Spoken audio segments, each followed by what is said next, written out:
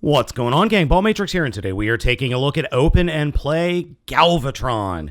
Now, this figure is actually a up-resed and upsized Voyager Titans Returns figure, though it has been heavily modified. We'll get into the modifications here in a minute.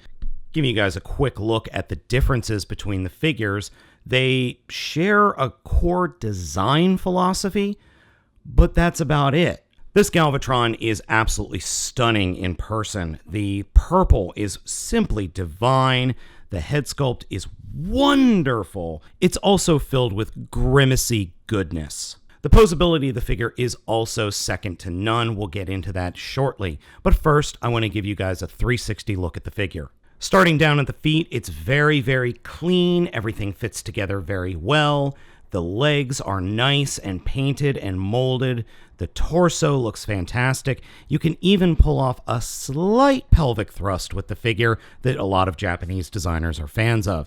There's nothing crazy going on the backpack, and overall, it just works incredibly well and is perfectly proportioned. And size-wise, it is a smidge bigger than MP10 Prime. I haven't gotten a hold of a Weijang MP10 Prime yet, so I don't know if it's in proportion to that. I'm very much hoping that Open Play Toys comes out with, say, a Rodimus, so we can have a nice foil for Galvatron here.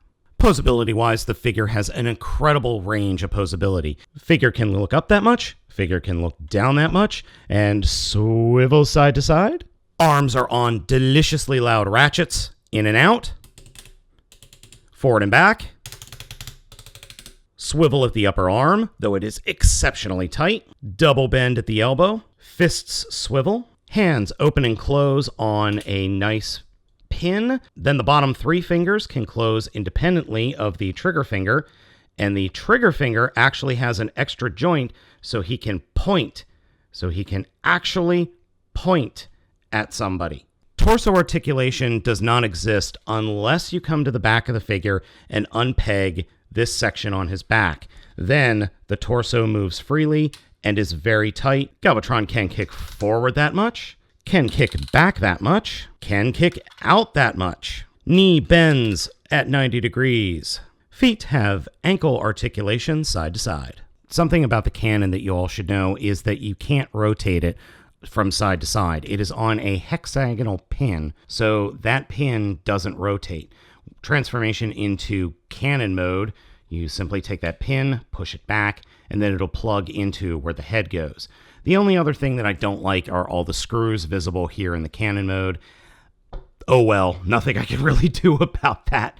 Oh, the cannon does come apart very easily, and again, you have another hexagonal plug there, so just beware. Thanks to all those ratchet joints and whatnot, you could get some wonderful poses out of this guy. I'm not going to try to pose it for you simply because I am terrible at posing. You guys know this. So let's go ahead and get into the transformation. Beginning the transformation, we are going to open up the chest. And this is actually the hardest part of the transformation. So what I like to do is turn the head around, push it down as far as it'll go. Then I could get my finger or nail in there and pry it in and pray that I can actually get this chest open, because the chest is really hard to get open. Okay, there we go. So notice that giant cavity in there, just like the Voyager class figure. Well, the head folds down, and then you close it up and peg it into place, like so. And there we have the peg for the cannon. One thing I love about the new figure here is they eliminated the stupid flip-up mask that the original Titans Returns figure has. I'm sorry, this is really stupid. It just hurts the figure as a whole. The first thing we're going to do is come to the arms, open up the forearms, fold the fists up into them, then collapse the fists up and peg them into the shoulder there in that peg hole, like that, and then rotate down the treads, and then fold the arms straight up. Then we could take the entire shoulder and rotate it towards the back of the figure like that, and flip out the pylon for the shoulder. Once that's done on both sides, come to the back, fold out the piece that is attached to the back, rotate the hips and torso around 180 degrees, close up the gray piece over the tummy, and then fold up the cannon sights, or the iron sights for the cannon. Coming down to the legs, we will then continue on with doing the Transformers Titans Returns transformation.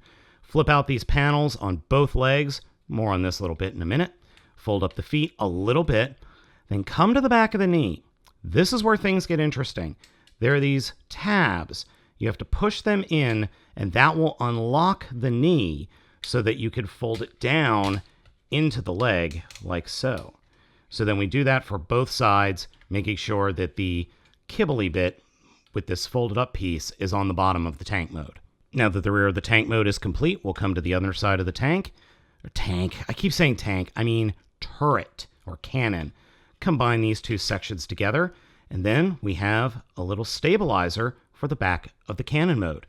And finally, we attach the barrel, which is actually the hardest part of the transformation, because getting this lined up is easy, but then this little piece doesn't actually latch into place. So you just kind of have to be careful and sandwich it in there. This cannon mode is amazing. It is gorgeous. It is lovely. And it is the perfect Galvatron, or I should say masterpiece class size Galvatron, that I've ever gotten a hold of. Now, I've only gotten a hold of one of the third-party ones, and it broke right out of the box. I mean, it was already damaged when I opened the box, so there's nothing I could do about it. But this guy was only $50, and I picked him up at TFCon. Hopefully he'll be available in the stores soon from Open and Play. It's the same company that made Big Sprig. This thing is fantastic. No ifs, ands, or buts. It's great. It's perfect. I mean, it's perfect. It's exactly what I wanted a Galvatron figure to be. What's even cooler is you can make its own gun mode. So take the iron sight, fold it back, and peg it into place on the gray. Fold the arms up with the treads, and then fold the cannon holder up to give yourself some iron sights, and you've got your own blaster mode.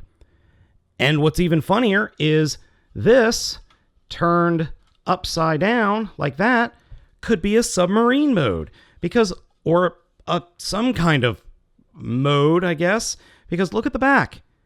There are what appear to be thrusters or turrets back here. I think they're supposed to be thrusters. And they're individually painted, which, as you know, Hasbro would never do. So you could effectively make multiple modes with this guy, and even a blaster mode. And with a little bit of futzing, you can even make a flying cannon mode. So, options aplenty. And I feel that I would be remiss if I didn't compare this guy to the cannon mode of the Titans Returns figure. As you can see, they are actually very, very different, even though they're supposed to be somewhat similar. I like the new I like the new Open and Play figure a lot more. I think it just works as a cannon mode way better than what we got in Titans Returns. Overall, this Open and Play figure is fan-freaking-tastic. It is a masterpiece class figure without the masterpiece over complexity, and it's fun. It's cheap for a third-party figure at only $50. It's easy to transform. It holds together incredibly well. Those ratchets are a godsend for poseability, and it looks good. I cannot find fault with this figure in the least bit, except for just one very tiny thing. There are these tabs underneath the legs that act or look like the upper legs are supposed to tab into them. They don't. They just don't. Oh well, no biggie. If you have been jonesing for a Galvatron in your life, I highly recommend picking this thing up if you can find it. It was available at TFCon in the dealer room. I haven't seen it online anywhere yet. Maybe somebody is putting it up on eBay, but don't pay more than $50 or $60 for it. If they want like $100, don't pay that amount. I'm going to see if I can find a way to reach out to the company and see about getting another one, because I'd actually like to get a second one of these because I like it so much. So gang, let me know what you think down in the comments. Give me a thumbs up if you like this review. Give me a sub if you loved it. And as always, I'm Baltmatrix, and I will catch you next time.